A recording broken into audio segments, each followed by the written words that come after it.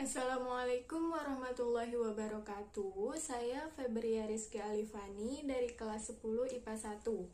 Di video ini saya akan menjelaskan konsep kimia tentang proses pengomposan. Kompos merupakan jenis pupuk yang terjadi karena proses penghancuran oleh alam atas bahan-bahan organik seperti daun, kacang-kacangan, jerami, sampah, dan lain-lain. Sedangkan pengomposan merupakan proses peruraian atau pemantapan bahan-bahan organik secara biologi dalam temperatur yang tinggi dengan hasil akhir yang bagus untuk tanah tanpa merusak lingkungan.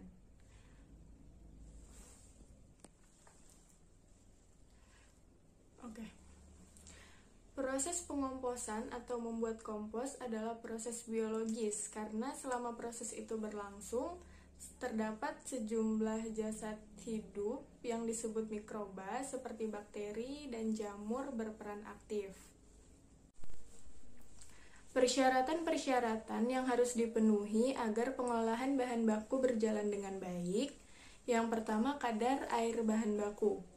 Daun-daun yang masih segar atau tidak kering, kadar airnya memenuhi syarat bahan baku. Sedangkan daun yang sudah kering, kadar airnya tidak memenuhi syarat bahan baku. Jadi, jika ingin membuat kompos menggunakan daun kering, sebaiknya ditambahkan air secukupnya agar menjadi lembab. Hal ini perlu diperhatikan karena proses tersebut mempengaruhi kegiatan mikroba dalam mengolah bahan baku menjadi kompos. Yang kedua, perbandingan sumber karbon dan zat lemas atau nitrogen. Bandingan ini umumnya disebut rasio perbandingan C/N. Dengan bandingan tersebut, proses pengomposan berjalan dengan baik dan menghasilkan hasil yang baik juga. Faktor-faktor yang mempengaruhi proses pembuatan kompos baik biotik maupun abiotik. Yang pertama, pemisahan bahan.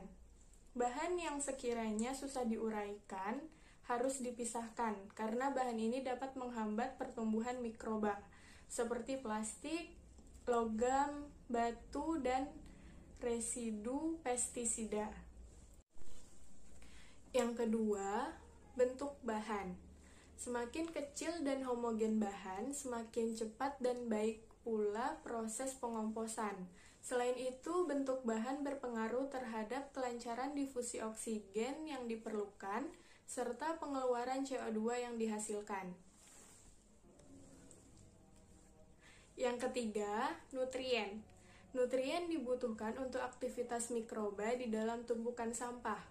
Misalnya 20-40% yang digunakan akan diasimilasikan menjadi sel dan CO2. Yang keempat, kadar air bahan.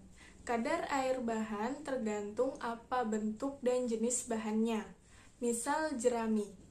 Kadar air jerami dalam keadaan tertentu bisa mencapai 85%. Pengomposan dibagi menjadi 3 tahap. Yang pertama, tahap mesofilik. Pada tahap ini, mikroorganisme hadir dalam bahan kompos secara cepat dan temperatur meningkat.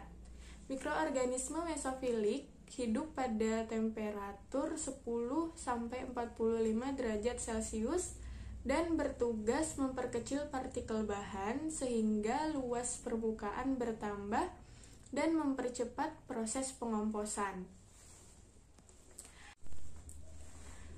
Tahap kedua, termofilik. Pada tahap ini, mikroorganisme hadir dalam tumpukan bahan kompos.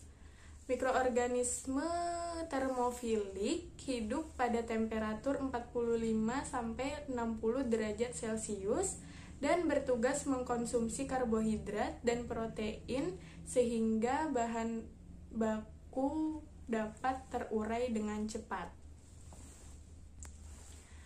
Tahap ketiga yaitu tahap stabilisasi atau pendinginan. Pada tahap ini mikroorganisme termofilik berkurang karena makanan bagi mikroorganisme ini juga berkurang. Hal ini menyebabkan organisme mesofilik beraktivitas kembali. Organisme mesofilik akan merombak selulosa dan hemiselulosa menjadi gula yang lebih sederhana. Sekian dari saya. Maaf bila ada kesalahan kata ataupun kalimat. Wassalamualaikum warahmatullahi wabarakatuh.